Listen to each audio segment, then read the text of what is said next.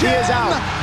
Jim Miller. Jim Miller gets it done in front of the kids. You are a legend and a veteran yourself, and with this win, you now become the fighter with the most wins in the history of the UFC. How does that feel? Yeah. No, I've been in one fight outside of MMA. Yeah. How'd it go? I mean, it was stupid. It was in college, and I guess I fared well. I'm sure you fared pretty well. But did the guy know who he was? No. So the way it happened is we were having a little party. We were in a bottom floor apartment, and these drunk kids came through, and we were like walking between our place and the neighbor's place, and they came through and they stole our keg shell. And like I was walking back, and I was like, "Hey, they stole our keg!" So I like bird dog around the building. They were trying to run with a quarter full keg. And they ended up ditching it by the dumpsters and bailing. And by the time like they ditched it, a few other guys ended up showing up. So I just grabbed the keg, and I was like, "All right, let's get back to the night." Like go back, and then it's like, "Oh, there's a fight happening. So like I run back there. My one neighbor is squared up with this dude. They're both shit-faced, just throwing haymakers back and forth. And finally, like the kid I know ends up landing one, and like right as he lands it, this other kid like jumps in, and like that's something I'm not cool with. Yeah. So like I leap in, like I had no fight training at that point, just wrestling. Right. So I go to like try to headlock him. Well, I hit him hard enough in the side of the neck that I knocked him out. No way. And literally drove him into the crowd of his friends. So he's like out. So like, of course I just rabbit punch him once or twice, and I'm getting hit from like every angle. I like pick my head up. Some kid's trying to kick me. I blocked a kick, take him down, hit him a couple times. And then I'm like pushing my way out, and some kid runs up and kicks me under the chin. And like stands me up, and I was like, "All right, let's go." And I start walking him down, and like two of my bigger buddies ended up coming behind me, and he turned and bolted, and that was about it, And it was stupid, and yeah. Did that inspire you to learn how to fight? Not really. No. Like I always I wanted to fight because I saw it. Like I think it was between 7th and 8th grade. Went to wrestling camp with my brothers, and one of the wrestling coaches brought like a VHS of, one of the early UFCs. And, we had known it was around, right?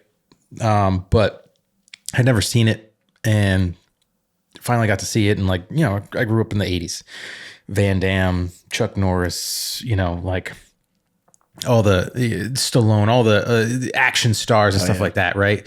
Like we used to, my brothers and I used to play Bloodsport, and we would just like fight each other. Yeah. Like my dad would grab one of the wrestling mats during the off season and put it down in our basement, and we would never practice wrestling. We would just like fight each other on this mat.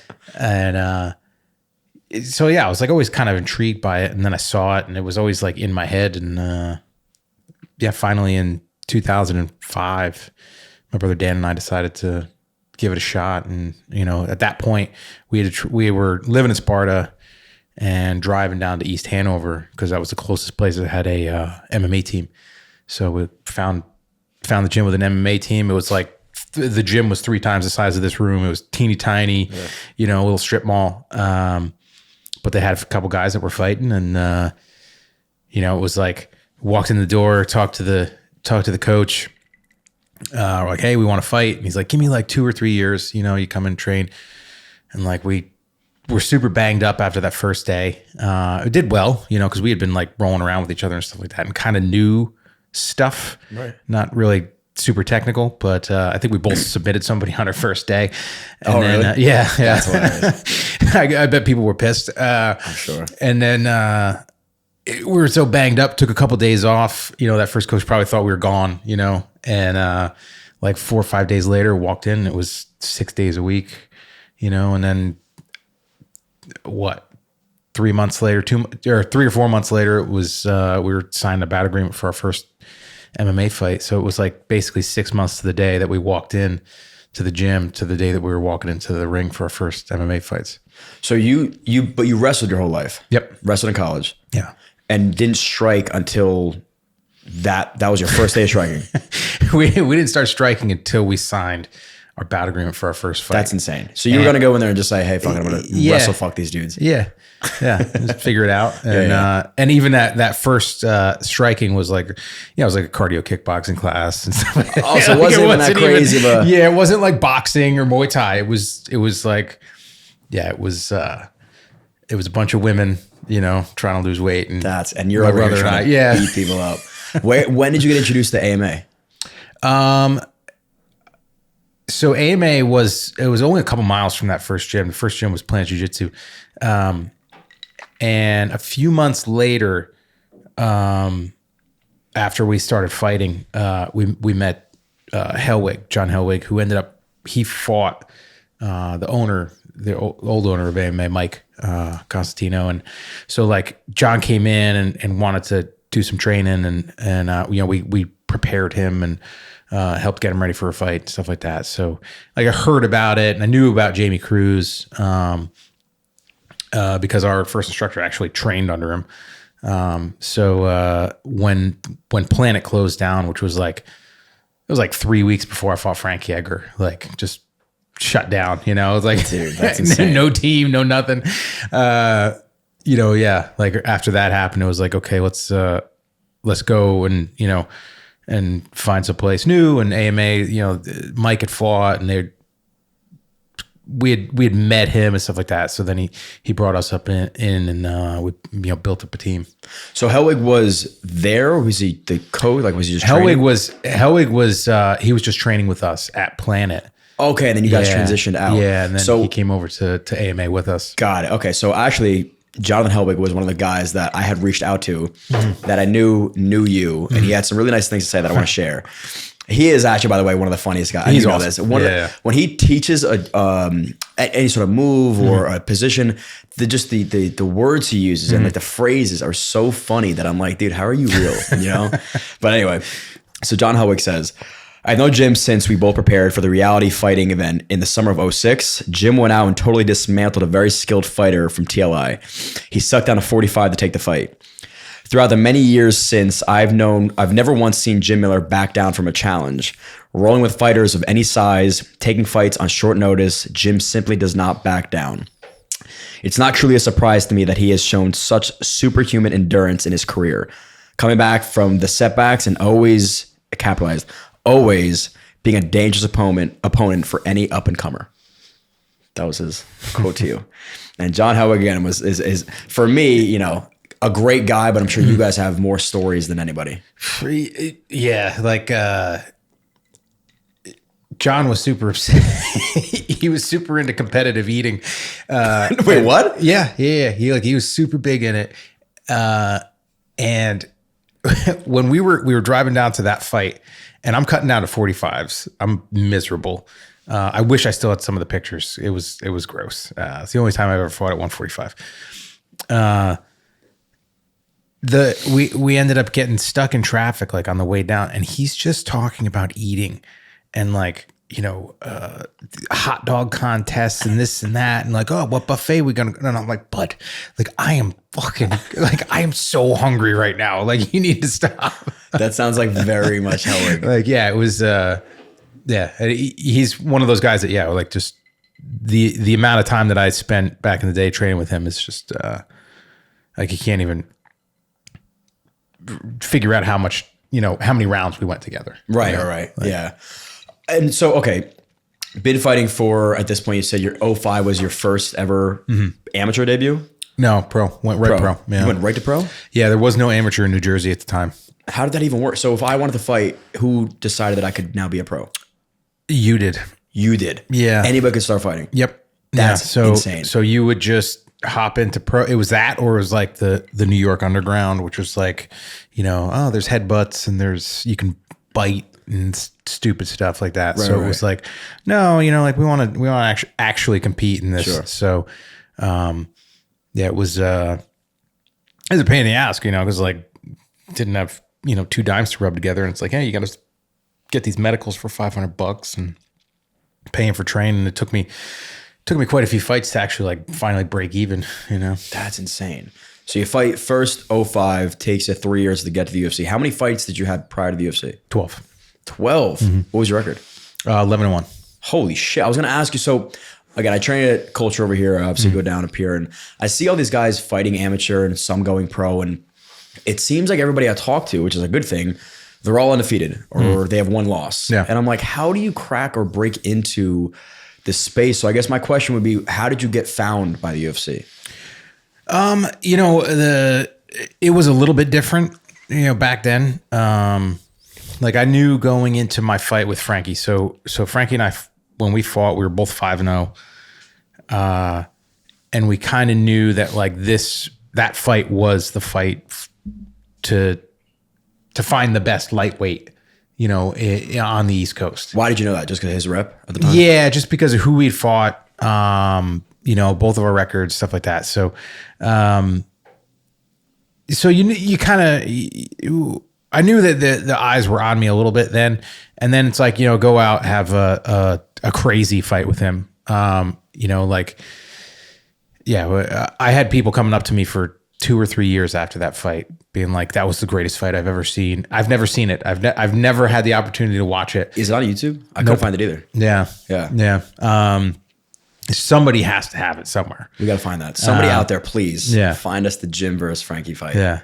I ended up kicking him in the head in the third round. Like I went in the third, you know, knew I was down. And I was like, just rip the kick, rip a left high kick. And of course I don't like hit him in the temple or the jaw. I hit him right in the cheekbone and my shin wraps around, hits his ear, and just rips the skin on his ear open, and the chunk of calcified blood that is the cauliflower ear just went flying across the ring, like bounces. And it was like one of those movies, like a gold tooth goes flying. It's one of the state commissioners like grabs it thinking it was a tooth. And I think his trainer at the time ended up putting it in like a jar of formaldehyde and had it for forever. Stop. Yeah. It's a chunk of cauliflower ear? Yeah. It's gross. So then like 2 weeks later, they had the Ultimate Fighter tryouts for season 5, the first lightweight season. And like I'm down there, my eye was like just red, you know, still bloodshot. And his ear was just like as black as the microphone. I mean, it looked like it was gonna fall off. Like it was bad, you know. And it was a heck of a fight. But yeah, like like okay, I'm doing the right stuff, you know, right. and like the eyes are gonna be there. And did that end the fight, by the way? No. Who won? No, he ended up winning the decision. Right. Yeah. Okay. Because you won the first 2, you're saying. Yeah. Yeah. That's crazy. And then, the most nervous I've ever been for a fight was that next one after I fought Frankie. I was fighting a guy who, the only time in my career that I fought somebody with a losing record. And he had a title at the time and all this stuff, but I was like, I can't lose to this guy. Mm-hmm. Like Frankie had his debut, you know, his UFC debut after that fight. Like, I'm like, have to win. Yeah, like this is a must win, you know. And what was his name? That was Al Buck. I fought, yeah. And went out and subbed him out in the first round. But put on a few more good performances, finish people, and the UFC actually tried to get me to fight on short notice in early 2008. But I'd signed with the IFL, and then they breached their contract. And then the UFC put out the offer. So I was like, yeah, absolutely. Cause I'm not with the IFL anymore. Then the IFL wanted to play hardball and they're like, well, we'll drag you to court and all this stuff. Oh, or you can fight for us, you know, on 2 weeks notice against our number 2 guy. So I was like, yeah, let's do that. And I went out and beat up their number 2 guy. That's awesome. So then, shortly after that, a couple months after that, the IFL ended up folding. The UFC bought out contracts. So that was your transition was because you were fighting in the IFL. Yeah. So like you said, that's not traditional as far as what these guys are doing. 2008 is your debut right against David Barron. Yep. Talk us through, is it any more, like what was the UFC like back then? Was it as crazy? I mean, it's nothing what it's compared to now.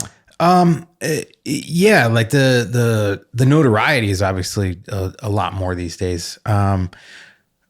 But I think the fan presence was always kind of the same, right? Like the fans that are there for the fights are there, you know, and they know what they're watching. They know who's on the card. So while there might not have been as many people like in the city, you know, whatever, you're going to Las Vegas or whatever that understand the UFC and all that stuff, or MMA, you still had that passionate group of fans, you know, and that debut was that was the first time I ever fought out of New Jersey. My first 12 fights were in New Jersey, wow. 10 of them being in Atlantic City.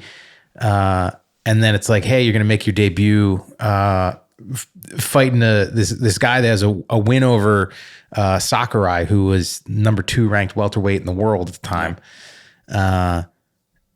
in Birmingham, England. So that was like just getting thrown on my head, you know, like, it was a different experience, you know, you travel over there with the time change and all that stuff, having to cut weight. Fortunately, I walked around a lot lighter. But it was like a week of like not sleeping, like really? just completely out of whack. And, but yeah, got to go out there and perform and did well. How did you do? I ended up subbing out in the third round, right? Yeah. Now, this was obviously an undercard fight. Mm-hmm. What happens after these? Because you have the most fights in UFC history. You have the most wins in UFC history. Mm-hmm. So clearly the fans like you. Dana likes you enough to keep giving you these fights. Is it like a slow track up? Like you continue to keep fighting better and better fighters, or what does it normally look like? You know, there was that first fight, went out, performed well, ended up getting a bonus in that first fight. Nice. And then I got married, went on our honeymoon, came back from my honeymoon, and then I get a phone call like, hey, do you want to fight Matt Wyman in 8 days? And so took a fight on super short notice. That was actually down in Fayetteville. That was the first fight for the troops. Went out there, fought as hard as I could for 15 minutes, ended up winning a decision, getting another performance, fight of the night in that one. So like I started off by coming out and fighting my ass off. Mm-hmm. My first 10 fights in the UFC, I went 9-1. Yeah. So like I kind of made a statement, there and a bunch of those were finishes as well.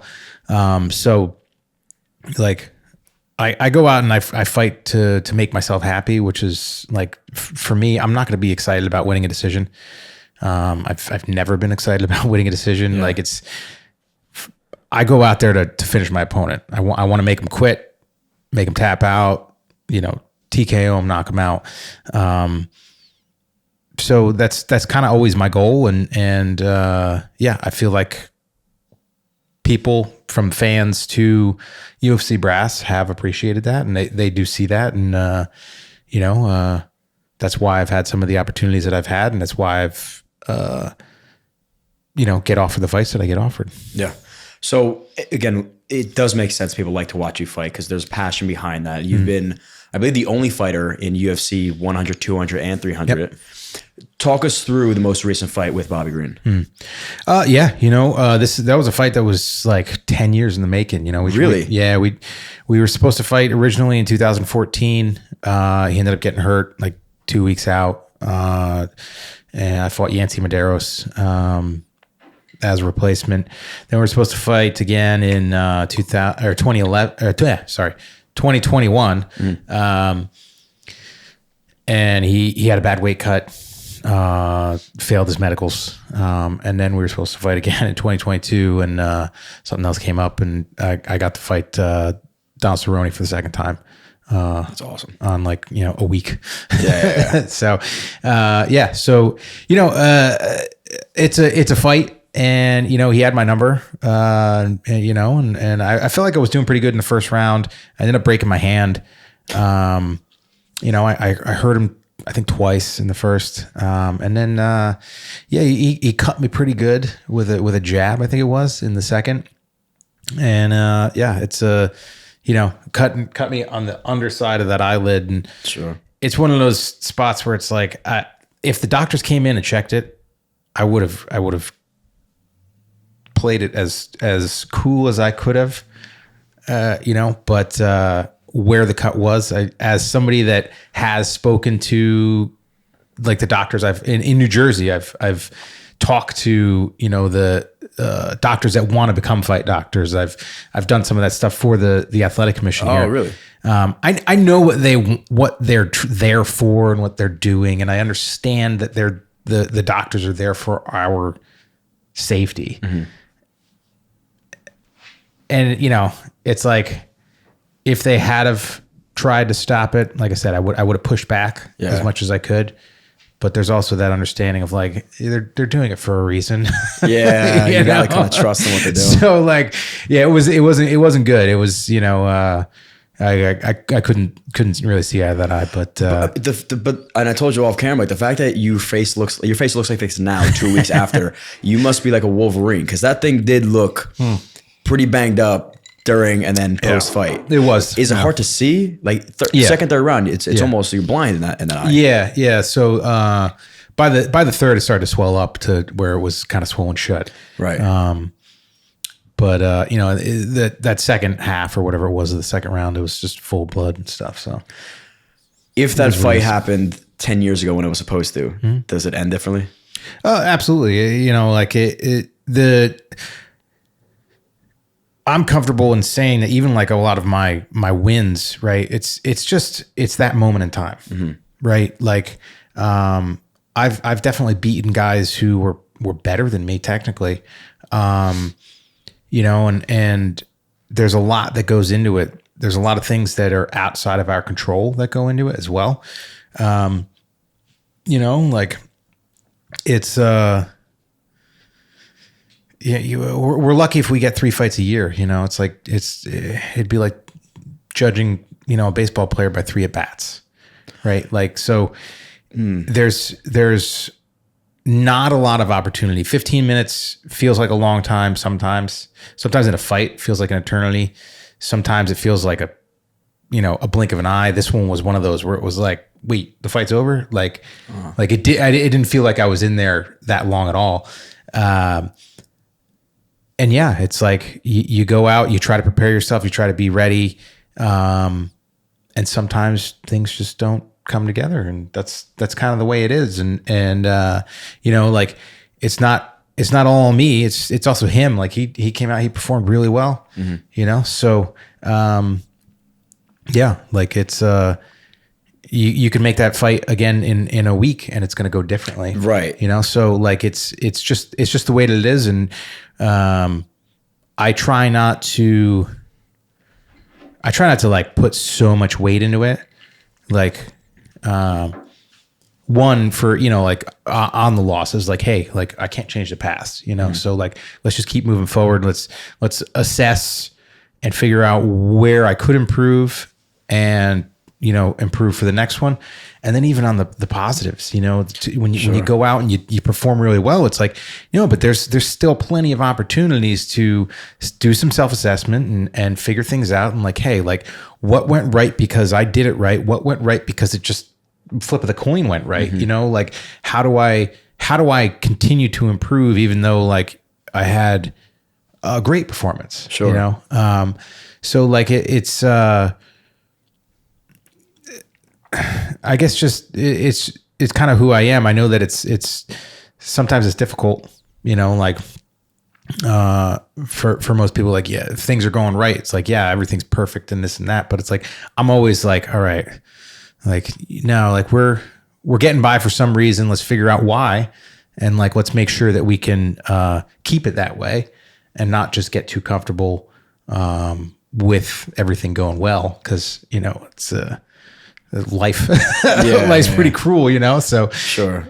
So is it harder or easier to, again, you're like watch tape on a fight, to learn from the things you did right or the things you did wrong? Like, are you able to say to yourself, all right, I know I landed this strike super well, I'm going to keep capitalizing on that, or, oh, I shouldn't have done that, let me avoid that? Like, are you doing both, or do you kind of prioritize one over the other?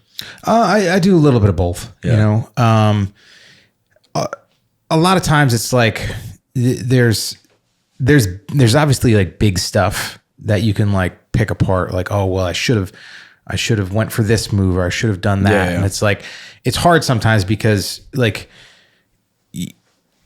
you're trying to force that fight or flight, you know, particularly the fight, like natural reaction, you know? So, you're not always conscious when you're making these decisions. Like a lot of times it's just your body doing stuff that like you see or feel before your brain can even process it. So like I try to focus on like small little things like, okay, am I dropping my hands? Am I leaving myself open? Am I creating patterns that are easily, you know, identifiable? As opposed to like, well, I should have thrown, you know, this kick, or I should have thrown that kick. It's like, well, maybe, you know, at that moment I wasn't balanced to throw the switch kick or this or that. And, okay. Yeah. Understand. you know, it's, if we really wanted to get super hard on ourselves, we could, but like, you know, it's a gnarly thing, fighting, you know. There's so much going on.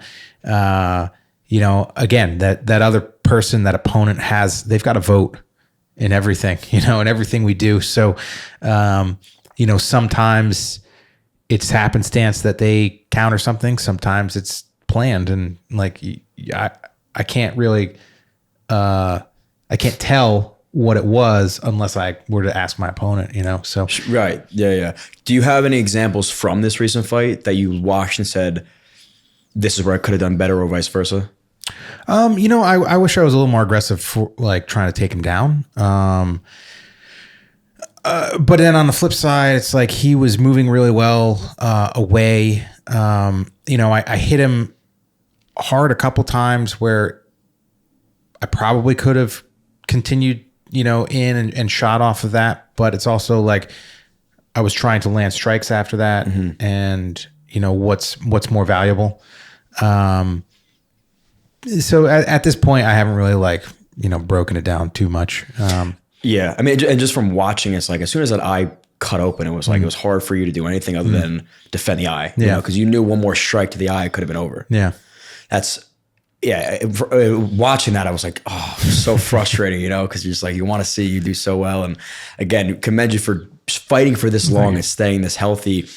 Of all of your fights, what has been, because you mentioned before, some feel way longer than 15 minutes, some feel like a second in time. What has been your hardest fight to date? I don't know. You know, that's a tough question, because it's like, even the fights that feel like an eternity and they're hard during it, right? It's still not that long. Like for me, it's the camp, right? Really? Like that preparation, you know, like how hard is that? How, you know, difficult and painful and, sometimes demoralizing is that fight camp. And that one's even a tough one. I've had a couple really tough ones, and I've performed well in some of those fights, and I've performed not so well in other ones. My fight with Kamal Shalarus was a very, very difficult camp that I had. I ended up hurting myself in a few different ways, but going out and performing well and getting the stoppage in the third round. And my fight with Alex Hernandez last February, that was another just brutal camp. Yeah. You know, knees banged up, feet banged up, and yeah, it was a tough one to get to. Right. But I don't know. On one side of it, sometimes, yeah, it's like it's the daily grind is the hard part. It's harder than the actual fight itself, right? Yeah, but on the flip side, it's like I get to fight for a living, so you know, it's really not that bad. Which is crazy, because people would say the opposite, that don't fight. They're like, why the fuck would I want to fight for a living? But that's great. I mean, that means you have it in you. Has there ever, I mean, I'm sure it has been. What is the first time you took a fight that you fought somebody that was like an idol for you?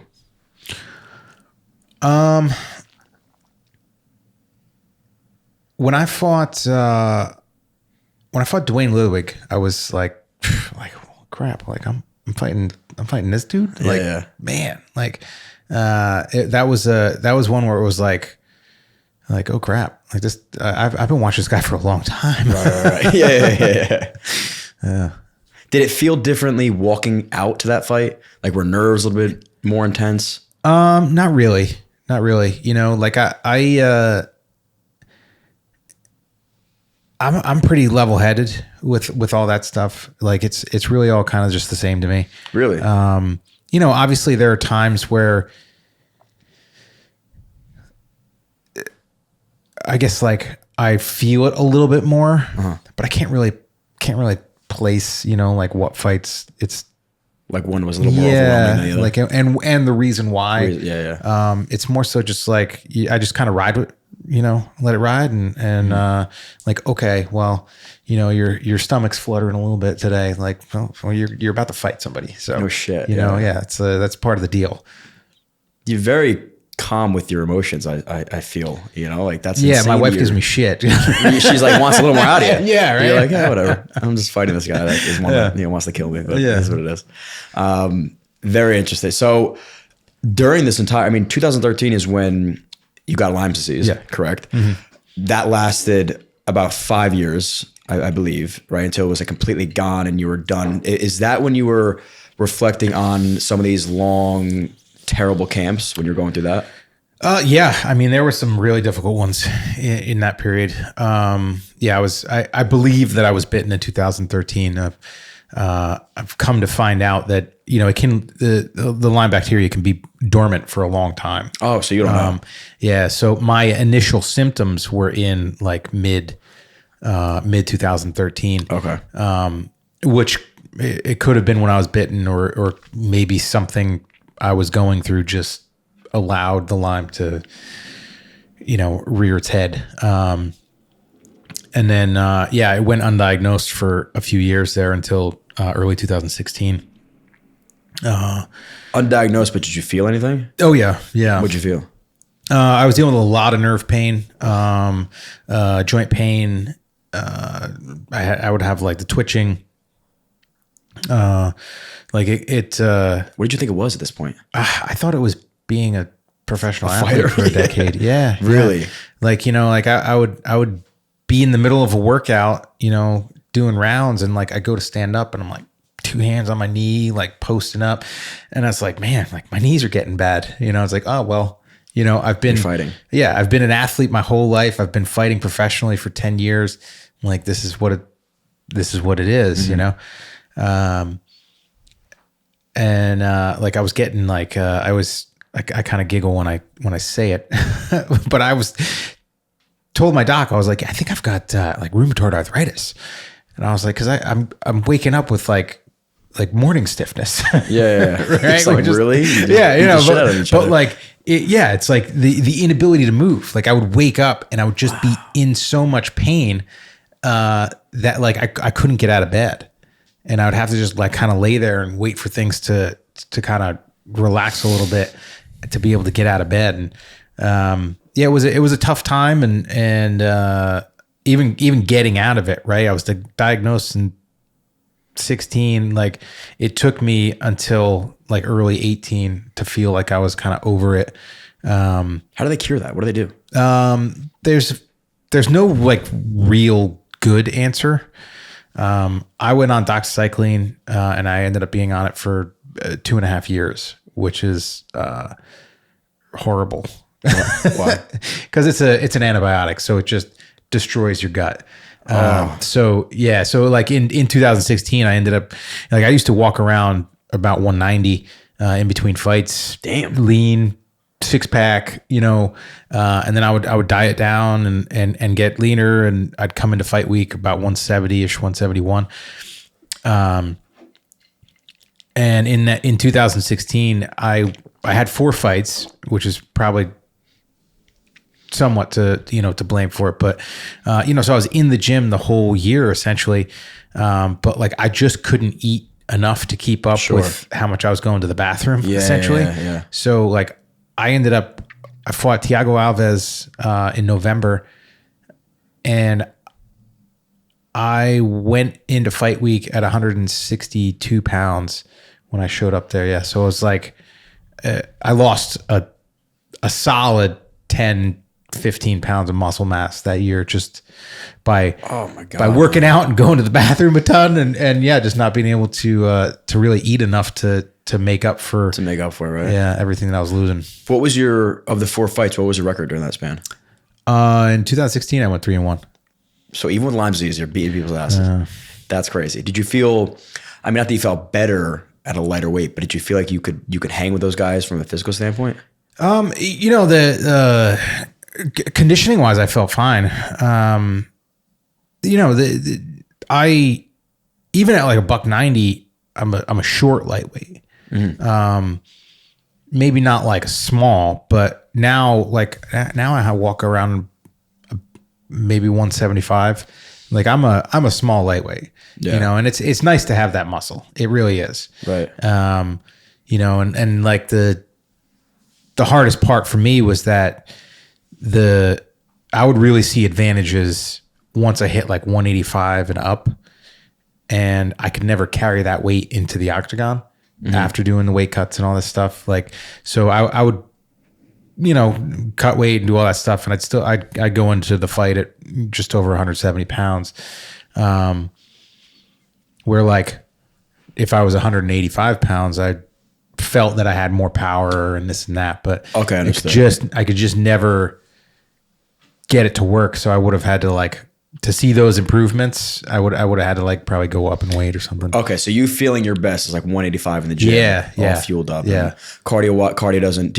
No issues with the cardio. No issues with the speed. Yeah. But just power would just go up. Speed stayed the same. Yeah. And then just, wow. That's, cause 185 on your frame, I mean, you have a stocky frame, but 5'8", I would. Yeah. Yes. Like that's a lot of weight to just pressure down. And if you know how to use it, I'm sure you do with like, you know, hips and mauling people, which brings me to the point of, I actually, again, spoke to a couple of people from Pure AMA times. I want to pull up the one from Campese because he had some great things to say.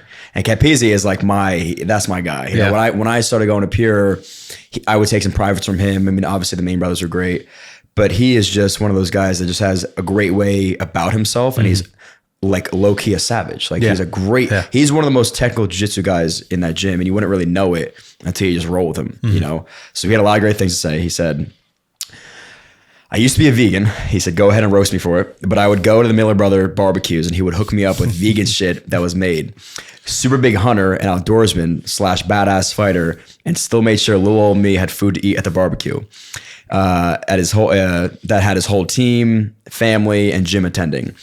He said, I used to watch him clash and battle with Brian McLaughlin back at the AMA, and it was like two gods colliding. Legit made me want to be a professional martial artist.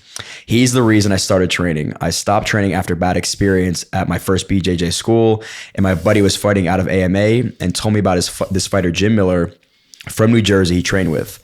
That weekend, I saw him make his UFC debut and beat David Barron, walked into AMA the next day.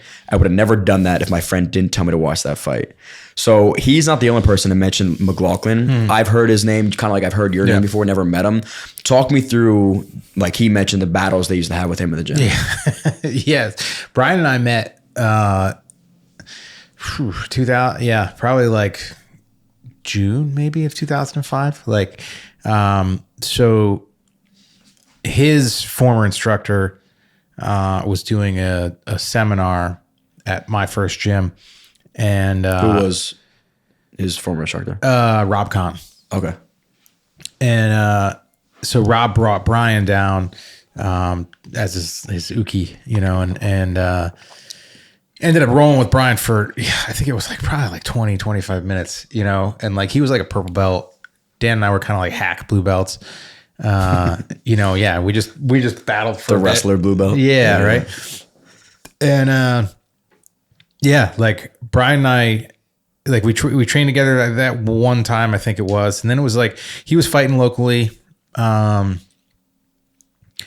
in different promotions, and like we almost fought at one point, and then he's like I train with these guys, you know, so like And he came over to AMA, and he's been one of those guys that's been around me for and basically this entire time. And you know, Brian's a super, like, he's legitimately just an intelligent guy, but like his mindset towards jiu-jitsu and MMA is very analytical. You know, so like he likes to break stuff down, and you know, it's a funny dynamic in some ways, in that, like, you know, Brian was a vegan for a bit too, and you know, and this and that, and it's like how you know, like I'm the kind of guy that's like, yeah, I'm hunting and fishing and trying to grow as much as I can and raise animals and this and that, and he's that, you know, a vegan and stuff, but yeah, just like on the mats, it's we just mesh, you know, and yeah, it's he's been an awesome asset to have around. Do you feel like he comes with more of like that analytical fighter style versus yours is a little more, I just want to go? Yeah, definitely. You know, like we would have these just, like epic rolls and even like sparring, stuff like that back in the day. You know, now when we roll, it's usually very specific, like what's happening, right? Like if I'm on top, my goal with him is just to hit him as many times as I can hit him, you know, like, cause he's got a super difficult guard to pass. And it's like, okay, well, if I'm going to fight somebody like that, I'm just going to try to land good strikes on him, until I can open it up, you know? Okay. And then if he's on top, yeah, he's trying to pass me. He's not hitting me as much. I'm trying to, you know, work from the bottom. And, you know, we kind of are at that point where we know each other's games so well that we almost shut each other down a little bit. Right. But yeah, no, it's a good dynamic, and you know, he's awesome. He's a black belt, right? Yeah. And he's been a black belt. He's one of the, I've never rolled him, never seen him roll at Pure, but I know obviously he's been there before. Out of anybody that you've grappled with, who is your hardest roll? I mean, like if we're talking like all time, I mean, I don't even know. I mean, my brother was always the biggest pain in my ass. I mean, you know, like, Rogan always says, like, you know, to get better at jiu-jitsu, you beat up blue belts, you know? And it's like, my path is completely opposite of that. Like, my path was trying to beat the guy that's 5 inches taller than me, 30 pounds heavier than me, and in the same class as me every friggin' day. Yeah. You know, like, that's the guy I'm trying to beat. So, like, Dan and I would always just, it would essentially go back and forth. We'd have our little times where, like, somebody was getting the better of somebody else, and then it would bounce back out, you know, and then it would lean the other way, and yeah, like we would have some just gnarly rolls, and like there are a few guys that over the years, like there's some guys that's like, oh yeah, he caught me like 4 times, and I can remember exactly, you know, what move somebody caught me in, right? Yeah. Or like a guy like Brian, a guy like Hellwig and Dan. It's like, yeah, you know, there's too many, you know, to remember at this point, right? Understood. So yeah, like, and I would have to say that Dan probably caught me with more things than anybody else, you know, like more different submissions than anybody else. Yeah. Hellwig's pressure is just insane. Like he's a big dude, but his body pressure, he plays a very lax game now, you know, it's more so on his back, but I've seen him go with guys and it's like, Jesus, man. And I've gone with him and his pressure is crazy. Yeah. Do your brother Dan still train? He has not at the moment. He ended up having neck surgery a few years ago. And, I heard about that. Yeah, it was like, it was 2 of his joints were messed up, and they repaired the one, but then the other one took a long time to heal. So he's been out for a little bit. I'm trying to get him to come back, you know, and beat the crap out of some of these younger guys. Oh, dude, that'd be great to watch. You got to do the same. Have you been to Pure lately? No. You got to come back, man. Come on a Monday. All right. So I'm there. That'd be sick. They do like an open mat. I mean, you know that. They do like that first time I walked in, I was with Dylan Dennis, and he was like, oh yeah, come to this training with me. I was like, and I'm a blue belt. Like you said, kind of like a tough blue belt, and I've wrestled. So I like to just try to hurt people as much as I can and have some fun doing it. And I went there and I was like, oh, this looks like fun. Yeah. And I got my dick kicked in, dude. I was like, what am I doing? I went with Mikey, and I think Mikey tapped me 12 times. Wow. You know, Mikey just gets you like in this spin cycle, and he's so technical. I'm like, I've never experienced it, but I loved it, you know, and you keep going back. And like you said, you keep chasing that. And now you become, all right, if I got tapped out 5 times, let me make this round once or twice. And then, okay, let me take him down, or let me try to pass. Like winning those little things is sometimes better than, like you said, trying to beat up on a white belt. You know, you learn way more. Yeah. Those guys are great to learn from. And again, I had a lot of good things to say about you. You and your brother actually mentioned that your toughness comes from your dad. Did he push you guys to fight, or he was just like the inspiration of? No, quite the opposite, actually. You know, like I would say that like it comes from my mom as well. Like my mom she's no slouch. You know, yeah, she's tough as they come. But it's like my old man, like I've seen him do things. I've seen him survive things that like most people, would be dead. Yeah, like would be dead. Like I've seen him take hits to the head that, you know, from what? Lumber and machinery and all sorts of stuff that would, you know, probably kill the guys with the toughest chins, you know? All right. Yeah. And like, he was always the type that's like, you know, his saying has always been like, every job takes a piece of you, you know? So like every job takes a piece of you. Yeah. And he'd be covered in his own blood on pretty much a daily basis. That's just building things. Yeah. He was a residential framer. So yeah, just plenty of stupid stuff that happened. And yeah, like there are quite a few where like the one time he fell. So they were setting rafters, and it was like sleet and stuff like that. And Dan and I were still in high school, and we had a wrestling match that night, and like he was supposed to be home and like wasn't home yet. And my brother Michael was back from college. He was over Christmas break, and I'm like, well, what the heck's going on? You know? And like finally I get a phone call right before we leave, and it's like, oh, you know, Dad fell and I had to go to the hospital or whatever. I'm like, oh, okay. So we were wrestling, I think Jefferson. So like we go over there and like right before the match starts, he walks through the doors, and what ended up happening is he was on the scaffold, and the scaffold kicked out, and he went inverted, fell straight like on top of his head on the ceiling beam, and he tore his scalp from like basically like the front of his forehead all the way to the top of his head. Like hit, tumbled through, chipped his tooth. He was all pissed. He chipped his tooth. He was like, you know, swearing and shit. And my brother Michael's like, he's like, hold on a second. He sees a little blood, and he's like, picks his hood up a little bit, and he's like, oh, we're going to the hospital. They stapled that shit shut, and like he looked like friggin' Frankenstein walking through this door because it was starting to swell. So oh my god! Like, I mean, his eyes were like black and blue already a little bit, and he looked like he like was in the morgue and just sat up and just like walked out. And like, and he's coming to watch your wrestling. And our wrestling coach was like, funny. What the fuck? You know, like, and it's like, yeah, just all sorts of otherworldly stuff that he's done. Like he would carry, when I was telling Rogan this, like Rogan was giving me shit, but my dad would carry 800-pound beams. He lean them into the foundation, and because we never got a good backfill when we were building these houses. Yeah. So he's tall. He was 6'4". He compressed himself probably about 1.5 inches over the years. That's crazy. But he would like tighten up his tool belt, and his shoulder would just be right at the perfect midpoint of that beam, and he could press that thing up, and he would walk it across the foundation, and he would lean it up, and he'd rest it up on the other side.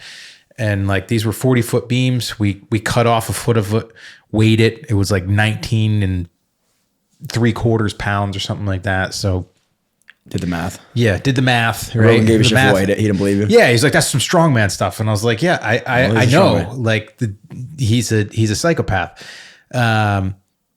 yeah. So like seeing him do all sorts of stuff where it was like, okay, well, I can handle a little bit, getting punched, but he didn't want us to fight. I was gonna say, so what did he want you to do? Dan and I were working with him, and we were watching a lot of like UFC and Pride events, and we were watching a lot of rodeo. And he's like, "Why don't you try bull riding?" That's even worse. Yeah, right? That's what we told him. I was like, first of all, like I'm probably too big to be a bull rider. You gotta like be small, like Dan is like way too big. So like he wanted us to try something different. And then we went to Battle at the Beach, the grappling tournament. Yeah. Like a couple months into training, and it like a light switch. All of a sudden, it's like this is a lot like wrestling. So then it was like he's biggest fan. He saw more of the sport aspect of it, not just your brawling in the backyard type of thing. And did he get you into hunting, or you were always been a hunter? Yeah. So like he grew up. He grew up in Sparta, and like as a kid, he ran pointers and beagles. So like they would do upland trials and stuff like that. Him and his dad would travel and do field trials with the dogs and hunt rabbits and stuff like that. So the whole like the hunting realm, right, was like way different when my dad was a kid, really, than what it is now. I mean, like you had your deer seasons in Jersey where it was 6 days, like that's all you had, right? Why? They're just the population of deer wasn't that high. Okay, got it. So like there weren't as many opportunities for him when he was growing up to hunt as there are for us these days. Mm-hmm. So like we grew up, my brothers and I like grew up hearing the stories that he had, and like our grandfather when my dad was a kid and stuff. And my dad didn't want to like force us into it.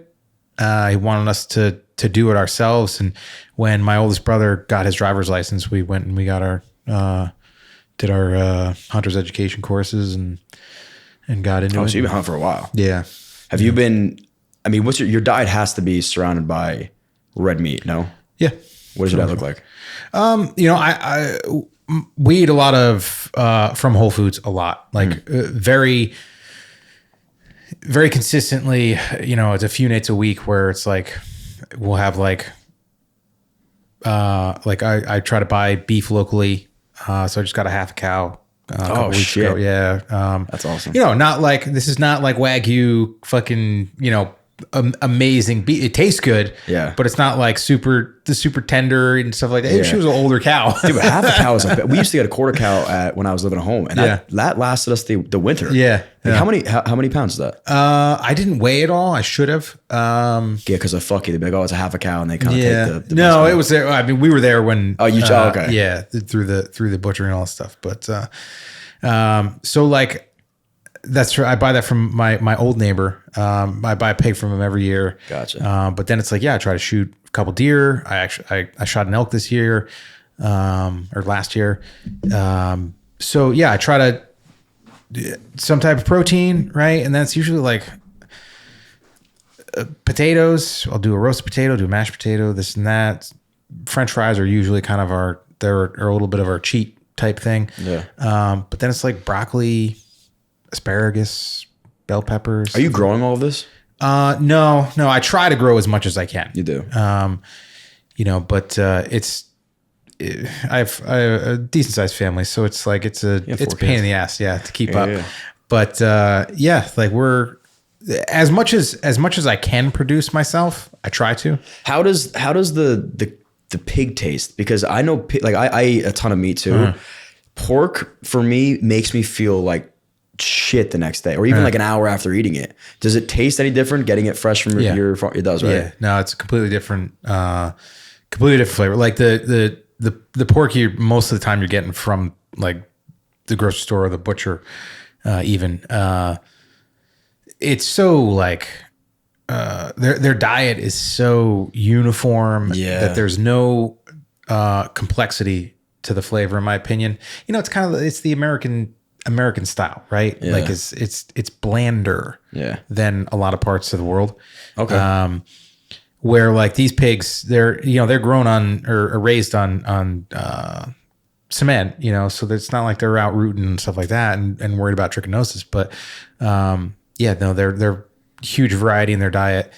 What does their, because I know the diet, like slop, whatever people call it, is like literal shit. These pigs are eating. They feed them up with lots of sugar and stuff like that too. Yeah. And but these ones they actually get like the brewer's grains and stuff like that. They get so they get the malted barley, and spent grains from the distillery and this and that. Those are spoiled pigs. Yeah. So I think it's completely different than like, going to ShopRite and buying some pork chops. I'm a big fan of it, but yeah, I try to keep it as simple as possible. I mean, like, my most of my kids are pretty good eaters. My one son will eat anything. So that's super easy. How old is he? He's 12. Oh, he's at the age where he just eats. Yeah, he's always been like that. Like as a 5-year-old, he would out eat most adults. Really? My oldest, she's getting a lot better. Her thing is that she's completely unfazed by spice somehow.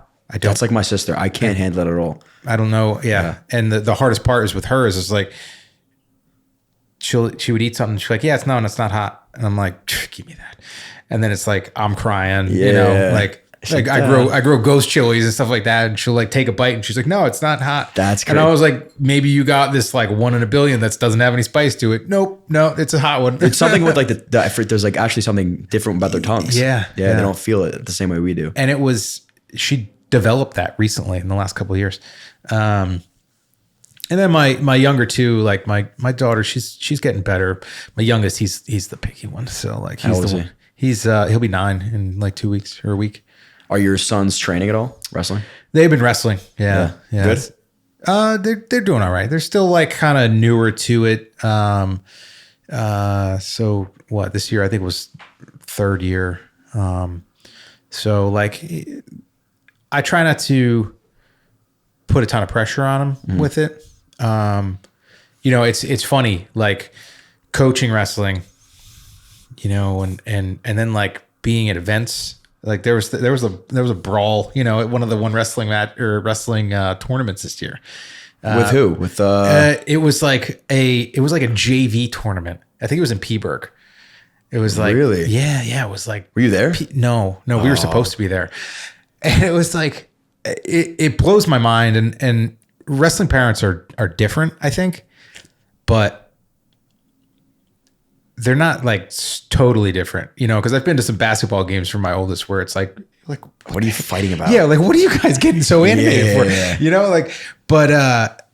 It's, but those Peaburg parents are different. Yeah, they are. So are the High Point ones, but, that's for sure. But like, it's nuts to me. Cause it's like, I look at it from my perspective, right? It's just like when I am competing, I can barely hear my corner. Right. Like, and I'm a professional. So like when I'm coaching kids wrestling, I'm like, okay, well, if the action's happening, he might not be able to hear me. So why am I going to waste my energy? I'll try to, some athletes are different than others. Some can. Sometimes you can see them. They're looking at you and responding and this and that. So I try to like be a little bit calmer and more precise with my coaching. Where sometimes I hear stuff at these matches where it's like you're telling your 10-year-old to get angry. Well, that's probably somebody that hasn't actually fought professionally. Well, yeah, right. It's like they're professional athletes that lose their cool in these atmospheres, and it's like you're expecting your 10-year-old to like harness their emotions in a positive way. Like most adults can't do that. Right. Literally. Yeah. It's crazy to me because I don't have kids, but I would expect from a 10-year-old nothing. Like go out and have fun. Hopefully you pin the kid. If not, let's not cry about it after. You know what I mean? Hopefully you care because you're on the mat, but they yell and be like, get angry. Yeah. What's going on with your head? Yeah. Like my goal, like, and it's like, I'm not like head coach or any of this stuff, I'm just helping out. Right. But it's like, my goal is to make it so that the kids want to come to practice tomorrow. Mm-hmm. Like that's the first hurdle. Keep coming back, right? Right. Yeah. And it's like, if they come back and they do that enough and they stick with it and they wrestle a few years, they're going to be pretty decent, and And that's fine. And then like when they get older, then maybe they'll put their kids into it. Because it's like you look at the percentage of wrestlers that go on to wrestle in college, it's like nothing. They say it all like when like February, March comes, like the hue, like you had enough wrestling. You watch everybody in the wrestling room in high school is like, I'm done, dude. I don't want to do this anymore. Yeah. It's almost like the ones that make it are the ones who just like don't have that switch off just yet. They're like still ready to go. Yeah. And a lot of the guys that wrestle from like 5, 6 years old, by the time they hit 16, they're done. They don't want to wrestle anymore. They're tired of listening to their dad yell at them from across the mat. It's like ridiculous. Yeah. It's a sport that's like truly mentally draining versus a lot of the other sports that are a little more lax and fun. Yeah. Do you think, because you are, like you mentioned, very calm and stoic as a man, do you think fighting has helped you with that? Or have you always been like this? I don't think it really necessarily helped. I think it's just who I am. I've always kind of just been a little bit like calculating, like I'm not emotional. I don't need to get angry to fight somebody. Like I would have fought my brother, like, hey, been crazy. Like as long as we're getting paid, like, let's go do it. Right. Yeah. Like we beat the shit out of each other in the room. You might as well. Day in, day out. Might as well do it for money. Yeah. But like, I feel like wrestling and MMA, right? Jiu-jitsu and all that stuff.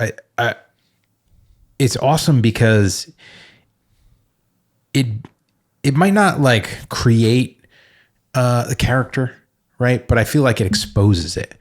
Like, because you get put into positions where it's like you can't rely on somebody else. Like it is about that personal accountability. Like, oh, did I do the right things? Did I prepare? Did I execute? And it's like, well, I don't have, 10 other guys on the field with me or 8 other guys or 4 other guys or, like it's about me. It's about me doing what I prepared to do on, game day. And like, yeah, it is a difficult thing that some people have a tough time with, because you just mentioned it, what has fighting exposed for you about you, good or bad? I think that for me, like I'm like I don't take too much personally.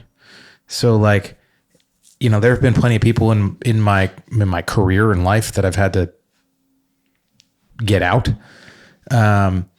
Where like I am probably too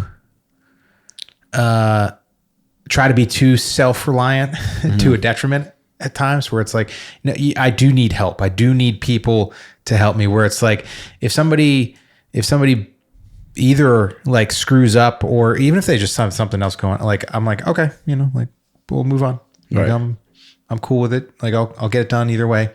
And sometimes to a detriment, I think it is that I'm willing to try to maybe bite off too much sometimes. Have you gotten better at that because of fighting?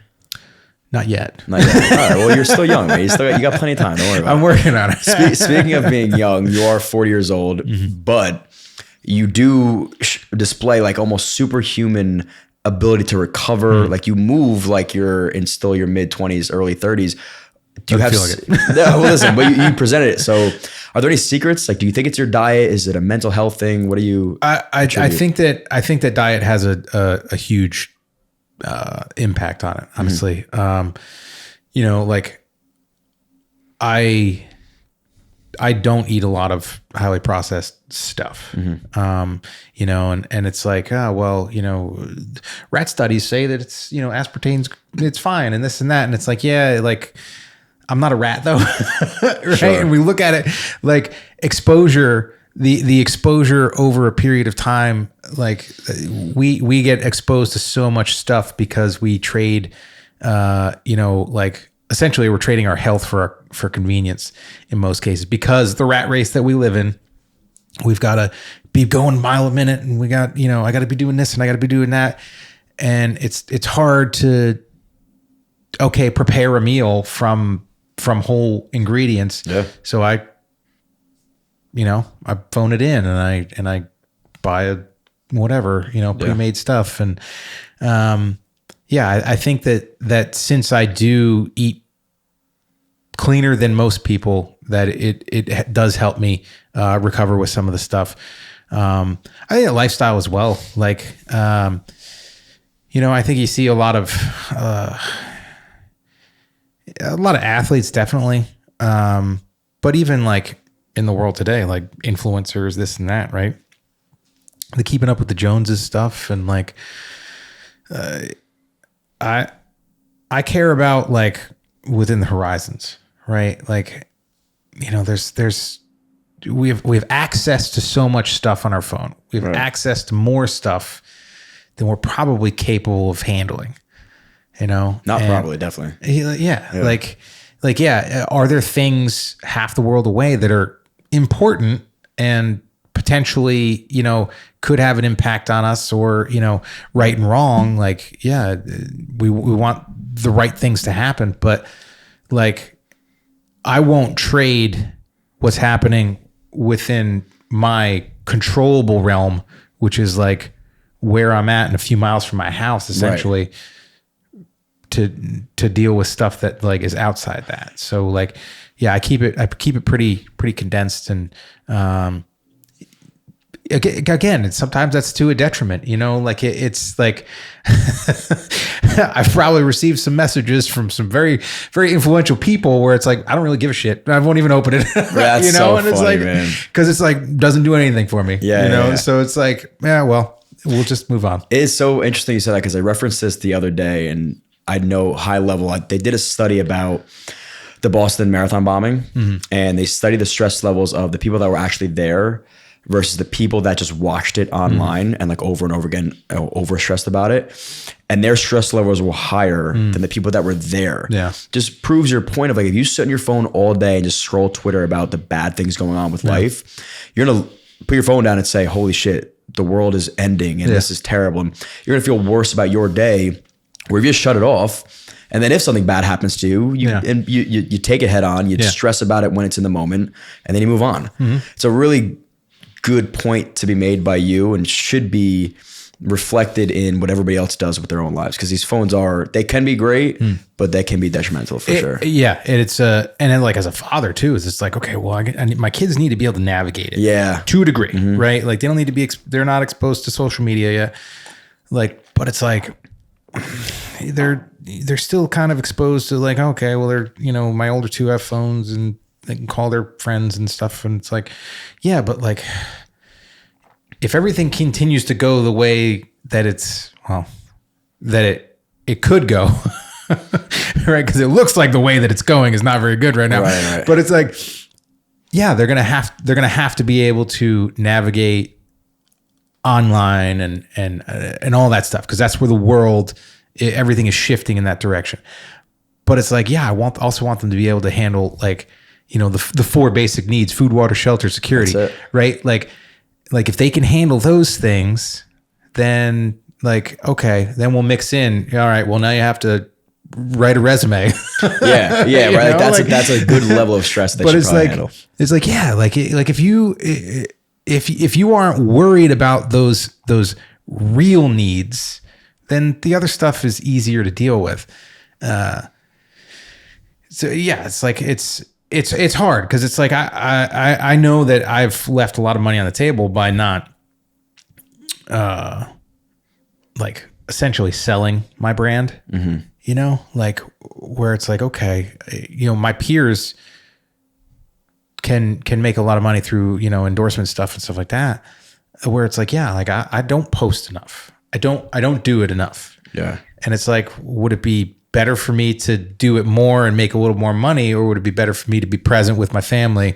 And it's like, where I'm at, it's like, yeah, I'd rather be present. I'd rather be doing the stuff, right there in my life, and worrying less about making people, that I'll probably never meet happy.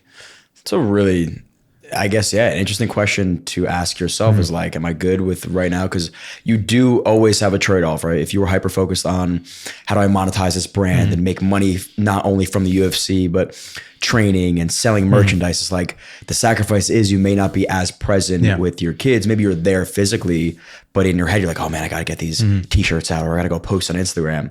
It's a hard balance, man, because I deal with the same thing on the other side of things. You know what I mean? I'm way too hyper-focused in on what's going on with social media and making sure I'm posting and whatever, that I'll be at a dinner table with my family, right? The people that I love the most. And I'm like, I'm not even listening to the words you're saying. No. You know, they're going in one ear, out the other. No. And I know there's going to be a day where I would kill to get those moments back. You know, the money's not going to save you at that point. So that's a tough one. Yeah. We're in a weird spot. Yeah. I think like, socially we're in a very weird spot. Yeah. Nobody really knows, because nobody knows what the answer is, because there is no right answer. What's right for you may not be right for me, and vice versa. Absolutely. It's just like, and I don't think people do enough self-reflection to realize, hey, me as an individual, yes, I appreciate and enjoy this financial freedom, but I care way more about, like you said, being there for my kids. And just that's more enjoyable to me than spend the money on nonsense. You bring me back down to life a little bit. I want to start hunting and eating red meat more often, man. Well, speaking of that, do you have a favorite not cow, chicken, what's your favorite game meat to eat? I don't know. It all depends. Like, it all depends on the social atmosphere, right? Like, same thing with like drinks, right? Yeah. Like I've drank some really shitty beer at some amazing moments, and it's like, man, that was a really good beer, because it's like because of where it was, and you know, and like who I was with. I do really like Black Bear. I really enjoy it. Ooh. And yeah, no, that's I've had bear chili one time. Yeah. You have to be a little bit careful preparing it and this and that, right? But Why? Because you can get trichinosis from it. Whoa. So you have to cook it well. It's not that big of a deal, but I sous vide it the one time. If you keep it at a lower temperature, and don't nobody out there, like, you know, get on me about the temperatures and stuff, because I can't remember off the top of my head what it was. Yeah. But like for a specific amount of time, it will kill the. So you want to cook the bear meat longer? Yeah. Okay. Yeah. And black bear, those are the gentler bears versus the brown bears, right? Yeah. Brown bears will kill you. Yeah. Well, black bears can too. Okay. Black bears can too. But, you know, like, yeah, like, so here in New Jersey, right, we've one of the largest black bear populations, like state for state, like in the world, you know, or area for area, essentially. And like, I know that other people's experience is different. There are a lot of people that don't like, even hunters that love venison and this and that, don't like bear, but everyone that I've had has been really good. But like, I don't know. There have been some like venison backstraps and stuff that I've had that, again, atmosphere, right? Like, cooking it for people that have never had it before, and like you got a bunch of backstraps on a cutting board, and everybody's just eating with their fingers, and they're like, "Oh my god, this is so good!" Yeah. Like, you know, like that's a cool. That adds to it. It adds to the experience with it, you know. Does black bear taste different than brown bear? Have you had brown bear? I haven't had any brown bear. Most people don't eat the brown bear. Yeah, because usually they're like, so if you get them, like if you're going like coastal stuff, right? They're eating a lot of fish and stuff like that. So their diet can affect the way they taste as well. Yeah. So, you know, the like I said, the bears that I've had, I think they had enough variety in their diet that they tasted pretty good. And then it was also like meat care. Like that's one of the big things with them, is that, you know, it's not a deer where like, you know, you can usually get away with hanging a deer overnight. Sure. You know, even in like archery season, October, where you can't do that with a bear that's got a couple inches of fat and, you know, really insulating hair and all this stuff. Sure. So you have to treat it like a piece of meat as soon as, that animal's on the ground. Gotcha. I mean, but like you said, the experience and the environment you're in when you're eating matters. I got to imagine killing an animal and then eating that animal has to feel incredible. Like, what was your first experience like killing a black bear? I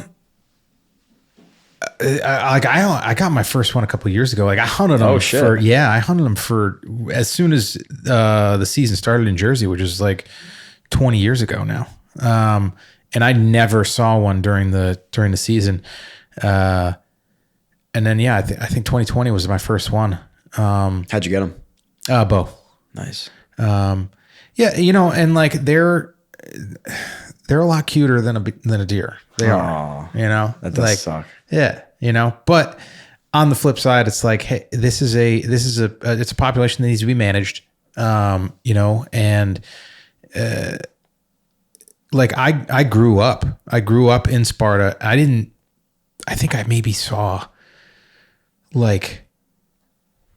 maybe a handful, maybe like 5 bears for the first, I don't know, 20 something years of my life, like living in Sparta, New Jersey, like, like going hunting, going fishing, like being in the woods. They should be smart enough that they stay away from us. Right. And the problem is when they get more desperate for food because they're in competition with other bigger bears, they will get a little bit more lax on their fear of humans. Sure. So like the population needs to be managed, and I overcome the fact that they're cute, and I'm sure you do. I'm sure it'll be okay. I mean, but again, like you really are that you're doing a service, to the community. You're eating the bear. It's not like you're just leaving it there dead. Yeah. How long does you have one killed so far? No. So now, I think I have 4. Jeez. Yeah. How long does one last you? You probably divvy it up and give it to I give it to people and stuff. It all depends. A couple months, because I'll usually make like sausage out of them, stuff like that. So that's easy to give up and pawn out to people. That's got to be cool, man. I got to start hunting. Seriously, I want to get my license and just to experience the from start to finish, killing the animal, eating that animal. I think we were meant to do that primarily, Yeah. I mean, and there's something to like I like to do stuff to share with people, right? Like that's why I like to cook, because I like to just share it. Like, hey, I put effort into this, like, I mean, I haven't homebrewed in a bit, but like I've brewed beer, hundreds of gallons of beer and wine. Yeah. And like, it's just fun to share it with people. Yeah. And be like, hey, like awesome. I made this, and like give it a shot, Yeah. Like, and when like you've had your hand in the process from like live animal to the plate, like it's it adds a little bit more depth to the whole experience. I'll keep that in mind next time I'm considering where I go to eat. If you could have one fight back and do it again, which one would it be? I don't know. No, that's a tough one. Cause like, I mean, my fight with Benson Henderson would be one, right? But like, it's like I was 9-1. I was knocking on the door of a title shot. And then I go into that fight. I've got mono and a kidney infection. No Lyme disease at this point? No, not at that point. And that's the thing too, is like I had, I think like 6 legitimate submission attempts in that fight too. And I fell short on every one of them. Mm-hmm. The hard part that I have with that is it's like, well, that fight was in 2011. And, if that fight changes, then it changes my life. And then I have 2 kids that were born after that. And who knows, so like, yeah, I'm comfortable with where I'm at. And, yeah, I don't know if I trade any of them, because they're all experiences. Right. Yeah. You really can't look back. Yeah, I mean, 40 years old. Are you any signs of stopping yet, or? Oh yeah. Absolutely. Yeah. Like, it sounds silly saying it, but I don't want to fight more than 50 times in the UFC. I have 44 fights in the UFC. I was about to say. So like, but 6 is a lot of fights. That's not like, so it's another that would definitely a hard line. It's 50. Is 50. That's crazy. So my whole thing is like how the training camps are going. This last training camp was fine. Had a good camp.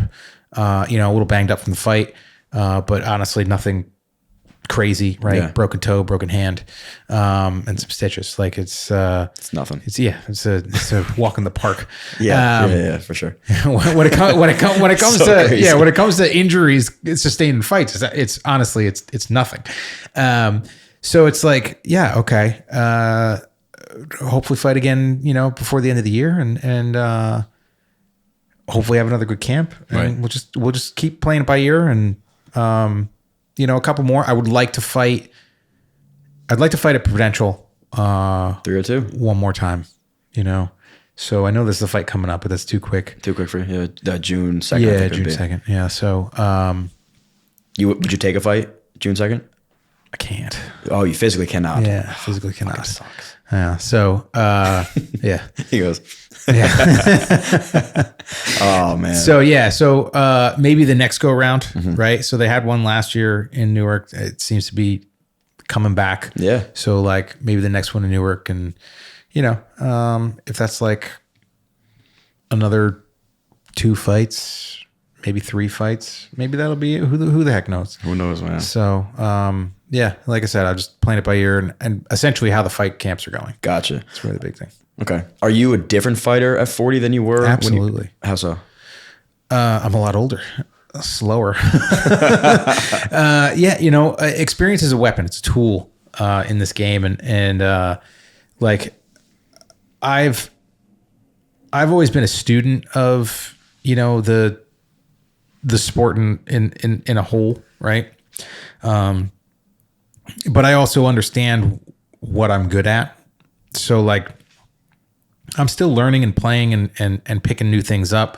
But I've been really honing those strengths for the last, whatever it's been, almost 20 years, Right. So, so like back in the day, as a 27-year-old, I was a lot more physical of a fighter, more explosive, but I definitely wasn't as sharp with all the techniques, right? Like my striking is sharper, my submission game is sharper, I'm definitely a different fighter than I was. Because you have to be right at that point. Yeah. And I'm not trying to, and that's the thing too, that I see some of my peers, and like I've seen it with like Tony, right?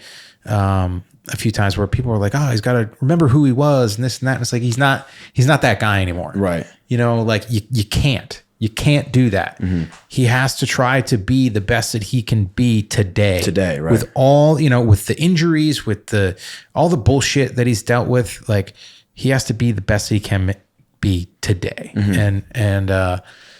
That's all I'm trying to do is just be the best version of myself every time out. That's awesome, man. I love it. Well, I do want to read one last note from Mikey. So again, I want to thank Andy May for hooking us up, but Mikey did have nice words to say about you again. He goes, Jimmy has always been a class act of a person, very inspiring, obviously an incredible MMA fighter, but everything he does outside the fighting is admirable as well. He grows and hunts his own food, which we know, takes good care of his wife and all of his kids, great businessman, kind and humble to his friends, fans, and colleagues. We need more Jim Millers in this world. So, yeah, it just speaks to who you are as a person, man. It means a lot to me. And again, I appreciate your time. What's next? Like, if you were not fighting, what would you be doing? And what will you be doing? I don't know yet. That's kind of the toughest part. Is just like I haven't figured out that next thing. I know that like once fighting is over, I'm going to need something that challenges me. Yeah. Right. But like, it doesn't necessarily need to be the main focus. At that Newark event, I will be working the the desk at the weigh-in show. So dipping my toe into the commentating analyst side of it, which will be fun. It's definitely a different style of work, to do that type of stuff and to be on and to not say so much. I didn't even notice, dude. Don't worry about it. But or swear. I don't know if I'm gonna be able to swear, which is gonna be a tough one. But the hardest part is that it's like, I've been able to do what I want to do, and like I said, I focus on fighting when I'm in the gym, and when I'm outside the gym, I get to do all this other stuff, and like that's the thing is I've really, really learned that time is the best asset. It's our biggest asset and our most important thing, and I want to be able to do a lot of the things that I want to do and like to do and want to do with my family, and so it's interesting because it's like I always wanted to have the plan kind of figured out, but before you go into it. Before fighting is over. But it's like it's really hard now because when I'm in fight camp, I don't really have time between like fight training and recovery and then like family stuff. Like that's all I got time for. Right. It's not easy to have all the hobbies, during a fight camp right now. So, like it used to be super easy. Like, go bang out, train my ass off for a couple hours and then do whatever, go hunting, brew some beer, this, that, build some stuff, whatever. Some man shit. Yeah. But now it's like, I train and I take a nap. And then I do like drive the kids to practice and this and that. So, but we'll see. I'm there's definitely, parts of me, my knees, my back, my feet that are ready to hang them up. But it's like I said, it all comes down to the fight camps. So we'll get a few more in, and maybe it'll be the commentating thing, and maybe I'll take out the phone a little bit more and do a little more of the media side of it, Yeah. Well, if you need help, we got you over here. We do ask every one of our guests 2 questions at the end. In life, doesn't have to be related to fighting. What has been one of your lowest of low moments? And then let's follow that up with what has been the highest of your high moments. Lowest low is probably, there's the more I think about it, there might be a couple, but like when I had the initial Lyme, so the initial symptoms were a little bit different than what I had when it kind of really came on. So like initially I had like migraines and like severe nausea and stuff like that, and I was in a really tough place for like 2 weeks. Like I ended up going to neurologists and checking me out. They actually tested me for Lyme at that time too, but I tested negative. And my wife was very pregnant with our third, and I couldn't get out of bed the one day. And she was like waiting for me at like Babies R Us or something to come with the truck so I could like pick up a piece of furniture or some shit she bought. And I literally like had passed out, and like she's like blowing my phone up, and like I was dead to the world. And like so I essentially forgot my very pregnant wife at the store, and holy shit. Yeah, it was not cool. Wow. She still holds it above my head occasionally. So I think she'll cut you some slack a little bit, man. You had Lyme disease. That's nuts. Yeah. And highest of the highs, I don't even know. I mean, like really just spending time with my family and close friends. Like probably like, I mean, just this last year, like everybody's schedule worked out for the most part, was able to get everybody to the house, and had all the, the cousins and stuff together, and shared some food and some beers with, my close family and close friends, and yeah, just super relaxed, eating some elk burgers and stuff like that. Yeah, it was awesome. That's awesome. Yeah. Well, thanks so much, Jim. This has been problem. great. I really appreciate your time. Guys, that's it for today. Like, subscribe, share, all the good stuff. Cheers.